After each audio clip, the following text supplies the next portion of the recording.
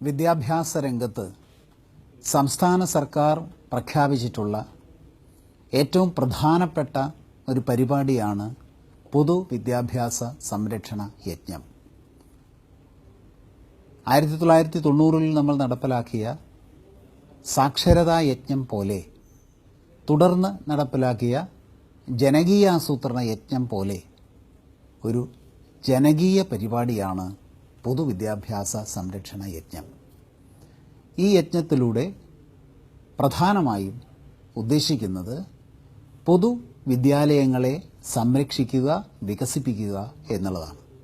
അതിലൂടെ പൊതുവിദ്യാഭ്യാസത്തെ നിലനിർത്തി മതനിരപേക്ഷ ജനാധിപത്യ സംസ്കാരത്തെ നിലനിർത്തുക എന്നുള്ളതാണ്.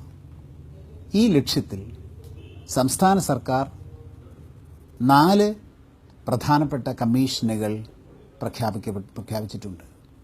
അതിലൊന്നാണ് പൊതുവിദ്യാഭ്യാസ സംരക്ഷണ യജ്ഞ മിഷൻ എന്നത്. ഈ മിഷന്റെ നേതൃത്വത്തിൽ നടക്കുന്ന പൊതുവിദ്യാഭ്യാസ സംരക്ഷണ യജ്ഞത്തിൽ കേരളത്തിലെ മുഴുവൻ ജനങ്ങളും പങ്കാളികളാകണം എന്നുള്ളതാണ് സംസ്ഥാന സർക്കാരിന് ആദ്യമായിട്ട് അഭ്യർത്ഥിക്കാനുള്ളത്. ഈ യജ്ഞത്തിലെ പ്രഥമ ലക്ഷ്യം സ്കൂളുകളുടെ അക്കാദമിക് നിലവാരം ഉയർത്തുക എന്നുള്ളതാണ്.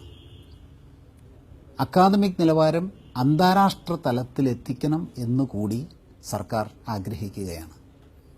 അതിനുള്ള വഴി ഓരോ തലത്തിലും, ഉദാഹരണം പ്രൈമറി തലം, അതത് ക്ലാസ്സിൽ പഠിക്കേണ്ട വിഷയങ്ങൾ ഒരു ക്ലാസ്സിൽ എല്ലാ കുട്ടികളും പഠിച്ചു എന്ന് ഉറപ്പാക്കുക. അതാണ് ആദ്യ തലം.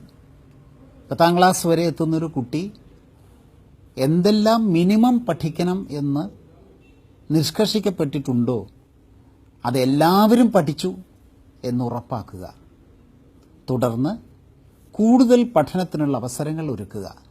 അങ്ങനെ വിദ്യാലയത്തിൽ ചേരുന്ന എല്ലാവരും അക്കാദമിക്കായിട്ട് നല്ല നിലവാരമുയർത്തുക.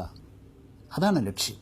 ഗുണനിലവാരമുയർത്തുക എന്ന് മറ്റൊരു ഭാഷയിൽ പറയാം. ഇതിൽ ഏറ്റവും ശ്രദ്ധിക്കേണ്ടത് അധ്യാപകരാണ്. തങ്ങളുടെ മുന്നിലുള്ള കുട്ടികൾ ഒരു യൂണിറ്റാണ് എന്ന് മനസ്സിലാക്കിക്കൊണ്ട് ഓരോ കുട്ടിയുടെയും പ്രശ്നങ്ങളെ മനസ്സിലാക്കി, കുറവുകളെ മനസ്സിലാക്കി, സാധ്യതകളെ മനസ്സിലാക്കി അവരെ പ്രത്യേകം ശ്രദ്ധിച്ച് എല്ലാവരെയും ഒരുമിച്ച് ഒരേ തലത്തിലേക്ക് കൊണ്ടുവരണം. അതോടൊപ്പം തന്നെ ഓരോ വിഷയത്തിലും കൂടുതൽ പഠനവും ആവശ്യമാണ്. പ്രത്യേകിച്ച് ഭാഷ. കേരളത്തിൽ 10ാം ക്ലാസ്സിൽ വരെ പഠിക്കുന്ന, പൊതുവിദ്യാലയത്തിൽ പഠിക്കുന്ന കുട്ടികൾ മലയാളം നല്ല പോലെ കൈകാര്യം ചെയ്യാൻ പറ്റുന്നവരാവണം. മലയാളം വായിക്കുവാൻ, തെറ്റ് കൂടാതെ എഴുതുവാൻ, നല്ല മലയാളം നല്ല ഉച്ചാരണ ശുദ്ധിയോടുകൂടി പറയാൻ, ഇത്രയും മലയാളം പഠിക്കണം. അതോടൊപ്പം അന്താരാഷ്ട്ര ഭാഷയായ ഇംഗ്ലീഷ്, അത് നല്ലപോലെ സംസാരിക്കാനും കഴിവുള്ളവരായിരിക്കണം. ദേശീയ തലത്തിൽ നമുക്ക് ആവശ്യമുള്ള ഭാഷയാണ് ഹിന്ദി. ആ ഭാഷ കൂടി 10ാം ക്ലാസ്സിലെത്തുമ്പോഴേക്കും സംസാരിക്കുവാൻ നമുക്ക് പറ്റണം. ഈ തലത്തിലേക്ക് ഓരോ കുട്ടികളെയും ഉയർത്തേണ്ടതുണ്ട്. ഇങ്ങനെ അക്കാദമിക് രംഗത്ത് നിലവാരമുയർത്താൻ ശ്രമിക്കുമ്പോൾ സമഗ്രമായിട്ടുള്ള വിദ്യാഭ്യാസം എന്ന സങ്കല്പം കൂടി പൊതുവിദ്യാഭ്യാസ സംരക്ഷണത്തിനുണ്ട്. എന്താണ് സമഗ്ര വിദ്യാഭ്യാസം എന്ന് പറയുന്നത്? വിഷയ പഠനത്തോടൊപ്പം, അതാണ് ഇതുവരെ പറഞ്ഞിരുന്ന കാര്യം, ഒരു കുട്ടിയുടെ സർഗശേഷി പൂർണ്ണമായിട്ടും ഉയർത്തുക. ഉദാഹരണം, ഒരു കുട്ടിക്ക് വരയ്ക്കാനുള്ള കഴിവുണ്ട്, മറ്റൊരു കുട്ടിക്ക് പാട്ട് പാടാനുള്ള കഴിവുണ്ട്, വേറൊരു കുട്ടിക്ക് കായിക ശേഷിയാണ് ഉള്ളത് എങ്കിൽ ആ കുട്ടിയുടെ തനതായ കഴിവ് തിരിച്ചറിഞ്ഞ് ആ കഴിവ് വളർത്തുക എന്നത് കൂടി നമ്മുടെ ലക്ഷ്യമായിട്ട് മാറണം.